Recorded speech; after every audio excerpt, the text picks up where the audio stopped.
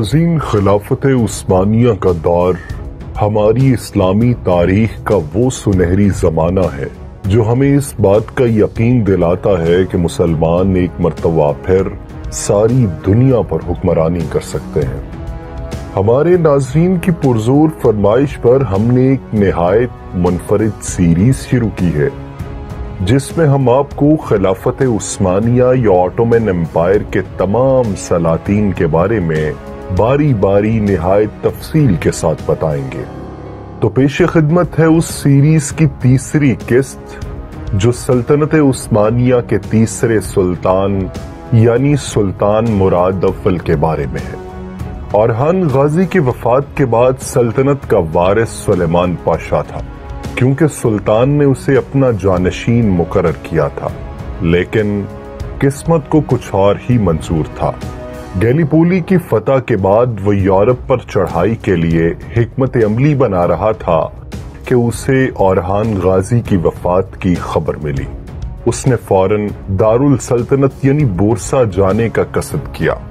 بورسا جانے سے پہلے وہ ایک مرتبہ اپنے لشکر کا معائنہ کرنے کی غرض سے ایک ٹیلے پر چڑھا۔ اس ٹیلے سے اس کا پاؤں پھسلا اور وہ گر کر وفات پا گیا۔ اس کی وفات کی خبر جب بورسا پہنچی تو اس کے چھوٹے بھائی مراد اول بن اورحان غازی کو حکمران بنا دیا گیا۔ مراد اول 1326 عیسوی میں پیدا ہوا۔ مراد اول اورحان غازی اور نیلوفر خاتون کا بیٹا تھا۔ یہ سلطنت عثمانیہ کا پہلا حکمران تھا جس نے سلطان کا لقب اختیار کیا۔ اس کے والد اور دادا اپنے نام کے ساتھ سردار یا بے لگاتے تھے۔ مراد اول ایک بہادر، دیندار اور ایک بہترین منتظم تھا۔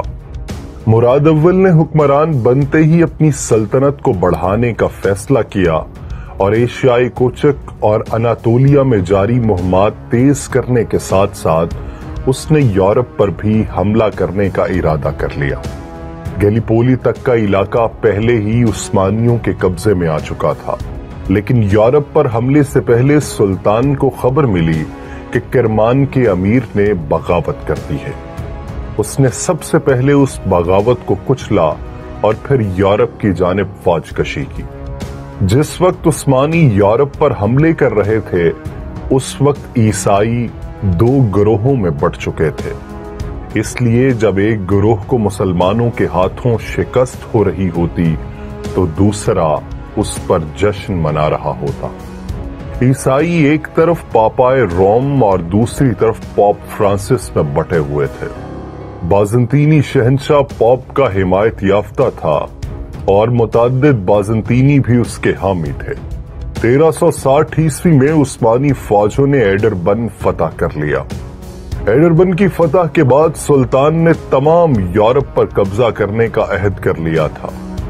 یورپ میں ایڈربن شہر کو خاص اہمیت حاصل تھی اور یہ یورپ میں بازنطینی سلطنت کا قسطنطنیہ کے بعد دوسرا بڑا شہر تھا۔ 1366 عیسوی میں مراد اول نے ایڈربن کو سلطنت عثمانیہ کا دارالحکومت بنا لیا اور سلطنت عثمانیہ کا دارالحکومت ایشیا سے یورپ منتقل ہو گیا، یعنی بورسا سے ایڈربن۔ اس منتقلی کا مقصد یہ تھا کہ سلطان یورپ میں رہ کر آسانی سے یورپ میں اپنی فتوحات جاری رکھ سکتا تھا۔ 1363 میں عثمانیوں نے تھریس فتح کیا۔ 1366 میں ایمرس نامی بازنطینی کمانڈر نے گیلیپولی فتح کر لیا جو کہ اورحان غازی کے دور میں فتح ہوا تھا، لیکن اگلے ہی سال یعنی 1367 میں ترکوں نے یہ شہر دوبارہ فتح کر لیا۔ سلطان مراد اول تیزی سے سلطنت عثمانیہ کو بڑھانے میں مصروف تھا۔ مراد اول ایک بڑی فوج لے کر مقدونیہ کو فتح کرنے نکل پڑا۔ اس صورتحال میں بازنطینی شدید خطرے میں تھے اور انہوں نے مل کر پاپائے روم سے درخواست کی کہ وہ ان کی مدد کریں۔ ایسے وقت میں عیسائی اتحاد قائم ہوا اور ایک بڑی فوج عثمانیوں کے مقابلے کے لیے بھیجی۔ یہاں سلطان کے امیر لالا شاہین نے بلغاریہ کی طرف پیش قدمی کی، لیکن وہاں اس کا سامنا بازنطینی، بلغارین، سربین اور ہنگری کی فوج پر مشتمل ایک بڑے لشکر کے ساتھ ہوا۔ دراصل مقدونیہ اور بلغاریہ کے علاقوں پر فتح حاصل کرنے کے بعد عثمانی تمام اہل یورپ کے لیے خطرہ بن گئے تھے۔ اس بڑے لشکر کا لالا شاہین نے ڈٹ کر مقابلہ کیا اور دریا کے کنارے ان کو شکست دی۔ اس جنگ کی فتح کے بعد ترک جنوبی بلغاریہ اور سربیا کے متعدد علاقوں پر قابض ہو چکے تھے اور ان ریاستوں کے دیگر چھوٹے بڑے شہر فتح ہو رہے تھے۔ عثمانیوں کی پیش قدمی جاری تھی اور اہل یورپ شکست کھا رہے تھے۔ اس صورتحال میں بلغاریہ، سربیا اور قسطنطنیہ کے بازنطینی شہنشاہ اور حکمرانوں نے سلطان مراد اول کو سالانہ جزیہ دینے کا فیصلہ کیا۔ سلطان کی غیر موجودگی میں اس کے بیٹے ساوچی نے، جو کہ باپ کی غیر موجودگی میں نگران تھا، اس نے بازنطینی شہزادے اینڈریونیکس کے ساتھ مل کر بغاوت کر دی۔ چونکہ جنگ کی وجہ سے شہنشاہ جان پنجم بھی قسطنطنیہ میں موجود نہیں تھا، اس لیے اینڈریو نے قسطنطنیہ اور ساوچی نے ایڈربن میں بغاوت کر دی۔ انہوں نے اقتدار پر قبضہ جما لیا اور اپنے حمایتیوں کی ایک فوج بنا لی۔ جنگ کے بعد جب سلطان مراد اول واپس آئے تو باغی فوجی ان کے روب سے ڈر کر ان کے ساتھ جا ملے اور شہزادہ ساوچی اکیلا رہ گیا۔ سلطان نے اسے سخت سزا دینے کا فیصلہ کیا اور قید میں ڈال دیا۔ سلطان نے اینڈریو کی سرکوبی کے لیے بھی ایک دستہ بھیجا۔ انہوں نے اسے پکڑ لیا اور بازنطینی شہنشاہ کو حکم دیا کہ اسے سخت سزا دی جائے۔ سلطان مراد اول نے اپنے بیٹے کو اس بغاوت کے جرم میں انتہائی ہولناک سزا دی۔ سلطان نے اس کی آنکھوں میں پگھلا ہوا سیسا ڈال دیا۔ سلطان نے شہنشاہ کو بھی یہی پیغام بھجوایا کہ وہ بھی اپنے بیٹے کے ساتھ یہی سلوک کرے۔ 1365 عیسوی میں بلغاریہ کا دارالحکومت صوفیہ اور پھر 1386 عیسوی میں سربیا کا شہر نیش فتح کرنے کے بعد عثمانی یورپ میں کافی حد تک کنٹرول حاصل کر چکے تھے۔ دوسری طرف اناطولیہ میں عثمانی سلطنت توقت تک پہنچ چکی تھی۔ 1389 عیسوی میں ترک فوجیں سلطان مراد اول کی قیادت میں کوسوو پہنچے۔ کوسوو کے مقام پر عثمانی، ترکوں اور سربیا، بوزنیا اور بلغاریہ کی متحدہ فوج کے درمیان تاریخ کی ایک عظیم جنگ ہوئی جسے جنگ کوسوو کہتے ہیں۔ اس جنگ میں ترکوں کی کمان سلطان مراد اول کر رہے تھے، جبکہ ان کے بیٹے یعقوب اور بایزید اول بھی مختلف دستوں کی کمان کر رہے تھے۔ جبکہ مخالف فوج کا کمانڈر پرنس لازار تھا۔ شہزادہ لازار سربیا کا حکمران تھا اور یورپ کو عثمانیوں کے قبضے میں جانے سے روکنے کے لیے خاصا متحرک تھا۔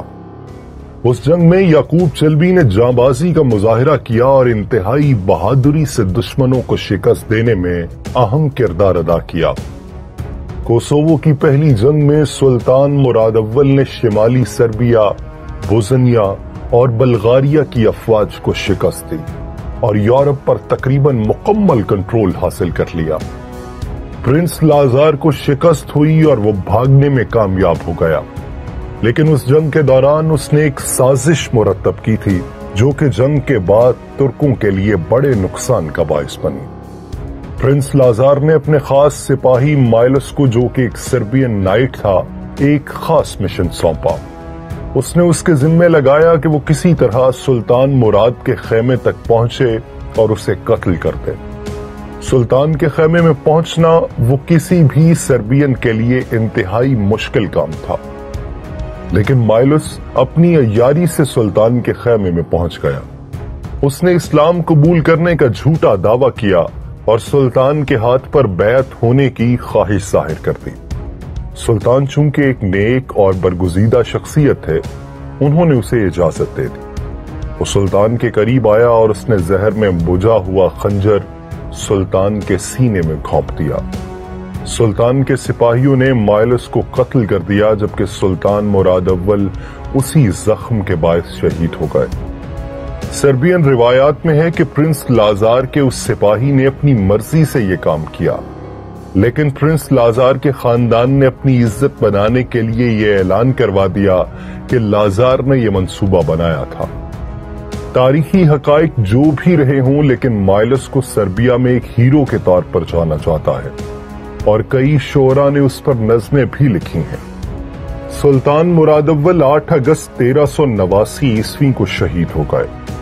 سلطان مراد اول سلطنت عثمانیہ کے پہلے حکمران تھے جو میدان جنگ میں شہید ہوئے۔ ان سے قبل ان کے والد اورحان غازی اور عثمان غازی طبعی موت مرے تھے۔ سلطان مراد اول نے سلطنت کے قیام کے بعد اس میں بہت سی انتظامی و معاشی اصلاحات نافذ کی۔ سلطان مراد اول نے سب سے پہلے ایک باقاعدہ سلطنت کے طور پر سلطنت عثمانیہ کی شناخت قائم کی۔ سلطان نے اپنے لیے خداوندگار کا لقب اختیار کیا، جس کے معنی سلطان کے ہیں۔ سلطان نے فرنٹ لائن لڑنے والی فوج جنیسریز کے لیے باقاعدہ ماہانہ تنخواہ مقرر کی۔ حکومتی اور فوجی نظام کے لیے دیوان بنائے گئے اور ٹیکس کے نظام میں اصلاحات کی گئیں۔ سلطان مراد اول جب حکمران بنے تو سلطنت عثمانیہ کا کل رقبہ 95,000 کلومیٹر تھا، لیکن جب سلطان شہید ہوئے تو سلطنت عثمانیہ 5 لاکھ مربع میل پر پھیل چکی تھی۔ سلطان کے جسم کے اندرونی اعضاء کو کوسوو کے میدان جنگ کے قریب ان کی شہادت کی جگہ پر دفن کر کے وہاں ایک مقبرہ بنایا گیا جسے مشید خداوندگار کہا جاتا ہے۔ یہ مقبرہ کوسوو میں موجود ہے۔ 1999 سے 2006 تک اس کی نئی تعمیر کی گئی اور گزشتہ برس اس کی اثر نو تزئین و آرائش کی گئی، جبکہ سلطان کے جسد کو محفوظ کر کے بورسا لایا گیا جو کہ اس کی مشرقی سلطنت کا دارالخلافہ تھا اور وہیں دفن کیا گیا۔ یہاں اب وہ سلطان مراد کمپلیکس میں تبدیل کیا جا چکا ہے، جس کے اندر سلطان مراد اول کی قبر موجود ہے۔ سلطان مراد اول کی شہادت کے وقت اس کا چھوٹا بیٹا بایزید اول سلطان کے پاس تھا، جبکہ سلطان کا بڑا بیٹا یعقوب چلبی ایک دستے کی کمان کرتے ہوئے میدان جنگ میں دشمنوں کے خلاف برسر پیکار تھا۔ سلطان مراد اول کے بعد بڑے بیٹے کے ہوتے ہوئے بایزید اول کیسے سلطان بن گیا؟ سلطنت عثمانیہ یورپ میں پھیل چکی تھی، لیکن ایشیائی کوچک سے ایک بڑا خطرہ ان کی طرف بڑھ رہا تھا۔ کیا تھا وہ خطرہ؟ سلطنت عثمانیہ کے چوتھے حکمران سلطان بایزید اول، جسے تاریخ میں بایزید یلدرم بھی کہا جاتا ہے، ان کی زندگی اور تاریخ سلطنت عثمانیہ کی اگلی قسط سے باخبر رہنے کے لیے ہمارے چینل کو سبسکرائب کیجئے اور بیل آئیکن کو دبائیے اور کمنٹ سیکشن میں ہمیں اپنی رائے سے آگاہ کیجئے۔